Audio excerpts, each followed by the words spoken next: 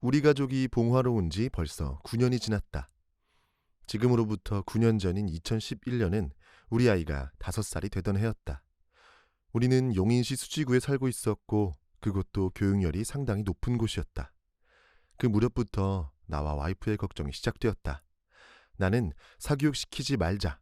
와이프는 주위 사람들과 어울리려면 어쩔 수 없이 사교육을 해야 한다는 의견 차이가 있어 많은 고민을 하던 시기였다. 그래서 주위 사람 신경 쓰지 않고 사교육을 하지 않아도 되는 시골로 가서 아이를 키우자는 어찌 보면 과감한 합의를 이루고 바로 어디로 갈지 찾아보기 시작했다. 우리의 시골행은 주위 사람들의 오해와 걱정에도 불구하고 빠르게 진행되었다. 시골, 그것도 봉화라는 오지로 오게 된 것은 나의 엉뚱한 성격과도 무관치 않았다. 시골에서 한 번도 살아보지 않았지만 이왕 시골로 갈 건데 어설픈 시골은 싫었다. 정말 시골다운 시골을 원했고 우리나라에서 3대 오지라고 불리는 이곳 봉화를 선택하게 되었다. 지나고 나서 보니 모든 것이 운명 같았다.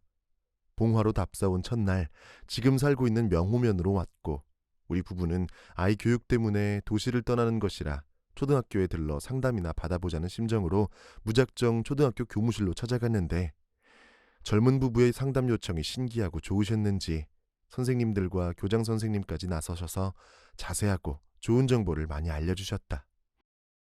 교장 선생님이 귀농인의 집이라는 제도에 대해서도 설명해 주셨고 그 자리에서 바로 마을 이장님에게 전화를 거시더니 귀농인의 집을 보여달라고 요청해 주셨다. 우리는 바로 귀농인의 집으로 가서 집을 보고 홀린 듯이 그 자리에서 계약을 하고 2, 3주 뒤에 이사를 오기로 하였다. 귀농인의 집이란 예비 귀농인들이 1년간 살아보면서 시골에 적응할 수 있도록 집을 싸게 빌려주는 제도인데 대부분의 지자체에서 운영하고 있다. 귀농인의 집에서 1년 동안 살면서 지역 사람들과 귀농, 기촌한 사람들도 알게 되고 자연스럽게 친분이 생기면서 여러 도움을 받을 수 있었다. 현지에서 살면서 땅을 보니 선택의 폭도 넓고 부동산에 나와 있지 않은 동네 사람들만 알고 있는 매물도 있어서 다양한 땅을 볼 수 있었다. 이렇게 시골 생활을 하는 동안 현지 지인의 소개로 땅을 구입하고 9개월 뒤 지금 살고 있는 집을 지었다. 시골 생활이 처음이고 집에 대해서도 잘 모를 때 지은 집이라 지금은 몇 가지 아쉬운 점이 있기는 하지만 그래도 큰 하자 없이 살고 있으니 감사하다. 시골로 오면서 특별한 사업 계획을 가지고 온 게 아니라서 당장의 생계 문제를 해결해야 했다. 처음 2년 정도는 서울에서 하던 일을 정리하는 단계였고 서울 일을 완전히 정리하고 난 뒤에는 소위 말하는 막노동꾼, 즉 노가다를 해서 돈을 벌었다. 시골에는 육체 노동을 하는 일거리가 많다. 풀베기 작업, 농산물 수확, 공사장 잡부 등인데 이러한 육체 노동은 시골 생활에 적응하는 기간에 여러 가지로 도움이 되었다. 서울에서 사무실에서만 일하던 나에게 시골에서 삶은 새롭고 전혀 다른 세계였다. 시골의 라이프 스타일이 육체적으로는 힘이 들었지만 빨리 적응하기 위해 적극적으로 받아들였다. 육체 노동은 체력을 키우는 데 많은 도움이 되었고 몸과 마음이 시골 생활에 적응할 수 있도록 해주었다. 이런 육체 노동으로 시골 생활에 어느 정도 적응하고 나니 새로운 일을 해야겠다는 생각이 들었다. 새로운 일은 그동안 막연하게만 생각해오던 민박을 해보는 것이었다. 내 손으로 직접 민박집을 짓고 싶어서 집을 짓는 회사에 찾아가 일을 배우고 싶다고 얘기했더니 그 회사가 마침 인력이 부족한 상황이라 쉽게 취업이 되었고 목조주택을 짓는 일을 하게 되었다. 그 회사에서 2년 반 동안 일하면서 13채 정도의 집을 짓는 경험을 하였는데 처음에는 단순 심부름을 하는 잡부에서 시작하여 나중에는 목수일을 하여 집을 짓는 모든 과정을 배우게 되었다. 이렇게 실전에서 일을 배우고 나니 민박집은 직영으로 지을 수 있겠다는 자신감을 가지게 되었다. 사업성을 따져보기 위해 우선 작은 평수의 별채를 짓고 1년 정도 운영해보기로 하였다. 그때 당시 예상은 1년에 70일을 숙박일로 잡고 한 채에 700만 원 매출을 목표로 하였다. 이게 잘 되면 작은 집 5채 정도를 지어서 1년에 3,500만 원 정도의 매출을 올리면 나머지는 내가 다른 일을 해서 보충하려는 단순한 계획이었다. 그런데 그해 5월에 시작한 민박 사업이 12월까지 90일의 숙박일을 채우는 예상치 못한 성과를 올리게 되었다. 1년도 안 돼서 목표를 초과하게 된 것이다. 8개월 동안 90일이라면 1년에 100일 이상을 할 수 있으리라는 계산에 추가로 민박집을 짓기로 하고 이듬해에 추가로 민박집을 지었다.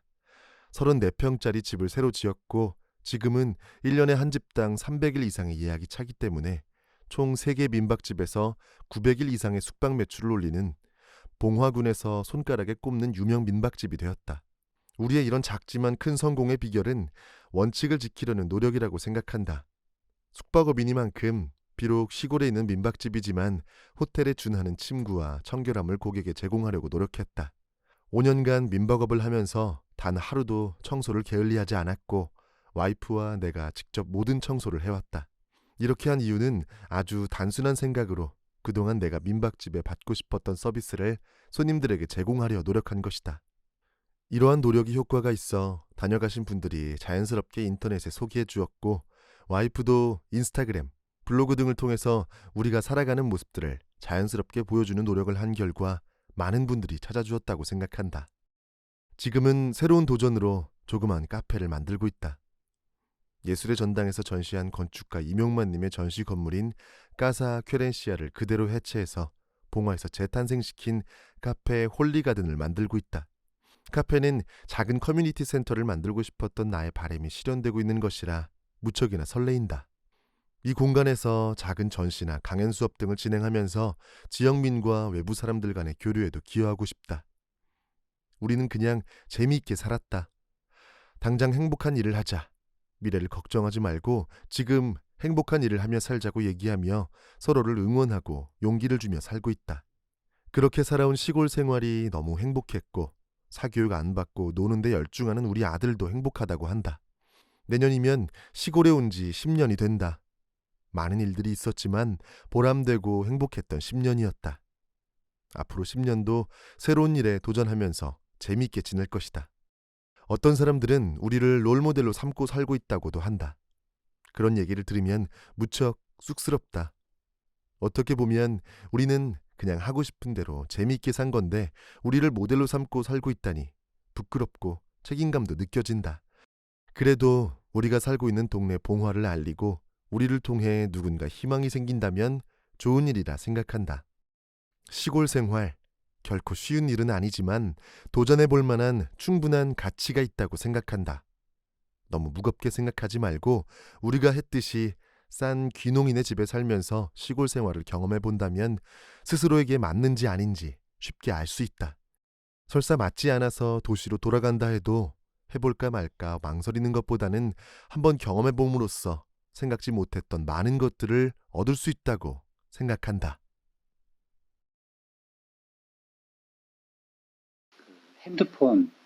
핸드폰 UI 디자인을 했었어요.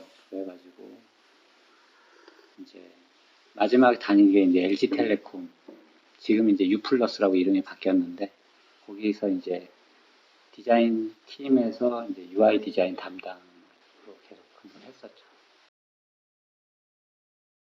뭐 되게 낙천적이에요, 성격이. 뭐 여기서 사나 저기서 사나 뭐 이런 일을 하나 저런 일을 하나 뭐 어차피 한 평생 그냥 흘러가는 건데 뭐 이런 일 하면서 살면 어떻고 저런 일 하면서 살면 어떻고 뭐 이러면 어떻고 저러면 어떠냐 그런 약간 좀 게 있어서 되게 저는 음 다른 사람들이 저를 보면 되게 이상하다고 생각하는데 저는 다른 사람들 보면 저렇게 고민만 하다가는 아무것도 안 될 것 같은데 이런 생각을 저는 또 많이 하죠. 다른 사람들 보면서. 저는 근데 또 와이프랑 또 성격이 좀 달라서 오히려 잘 이렇게 절충되는 게 있는 것 같아요. 제가 좀 너무 막 달려가면 좀 제어도 좀 하고. 아니요, 와이프는 좀 약간 좀 조심성이 있는 성격이에요. 저는 좀 그런 게 없고, 저는 좀 막 이렇게, 저는 잘 지르는 성격이고, 와이프는 수습을 좀 잘하는 성격이고, 그러다 보니까, 오히려 좀 밸런스가 잘 맞는 거. 귀농인의 집의 제도는 참 좋아요. 아주 좋은 제도라고 생각해요. 그렇게 저희 같은 사람들이 막상 와서 바로 땅 사고 집 짓기엔 부담이 되니까 그러니까 이 시골 자체가 마음에 안 들 수도 있고, 이 동네가 마음에 안 들 수도 있고, 뭔가 이렇게 여러 요소가 있잖아요. 근데 귀농인의 집이라는 데 살면서 일단 1년 정도의 여유 시간을 벌 수가 있는 거죠. 그러니까 살면서 오히려 살고 있으니까 이렇게 뭐 흔히 말해서 왜 눈탱이 맞는다 그러잖아요. 막 사기 땅 막 맹지 팔고 막 이런. 근데 그런 일 당할 일도 거의 뭐 많이 줄어들고, 아는 사람이 생기면서 약간 이렇게 뭐 특히 또 이제 귀농한 사람들끼리 좀 이렇게 잘 맞는 경우가 있잖아요. 그러니까 그런 사람들이 또 아름아름 이렇게 알아봐 주고 뭔가 이렇게 도움을 받고. 그러니까 이 숙박업은 사실 그냥 쉽게 생각하면 돼요. 내가 어디 숙박업소를 갔을 때 어땠으면 좋겠는지만 생각하면 되거든요. 모든 사업이 다 그렇잖아요. 역지사지해 보면 내가 받고 싶은 서비스가 어떤 건가만 딱 생각하면, 저희는 그냥 이거 시작할 때부터 그냥 원칙이 있어요. 육안으로 봤을 때 아무리 깨끗하고 이런 건 다 필요 없고, 무조건 손님이 나가면 그냥 침구는 싹 갈고 새 걸로 다 무조건 갈고, 뭐 설거지, 화장실 청소 한 번씩 다 그냥 다 닦아가지고 깨끗하게 만들어 놓고. 사실 저도 숙박업소 갔을 때 그냥 깨끗하고 정돈만 잘 돼 있으면 사실 크게 바라는 게 없거든요.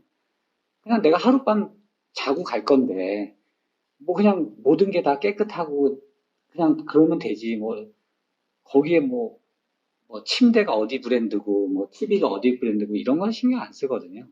그러니까 저희는 그냥 단순해요. 그냥 청소만 깨끗하게 하자. 청소를 최대한 하자. 손님 들어오고 나면 다 우리 자유시간이잖아요. 우리 찾지도 않고 손님들이 체크인하고 나면 저녁 때 저희는 둘이 되게 놀러도 많이 가요. 주변에 가까운 도시에 가서 뭐 차도 마시러 갔다 오고 밥도 먹으러 갔다 오고 이렇게. 그러니까 숙박업의 매력은 약간 그런 거. 체크인하고 나면은 내 시간이 많이, 식당이나 이런 거는 손님이 있든 없든 그 자리 계속 지키고 있어야 되잖아요. 근데 숙박업은 손님이 언제 올 줄 알고 언제 나갈지 아니까 이렇게 내 시간을 만들 수가 있는 거죠.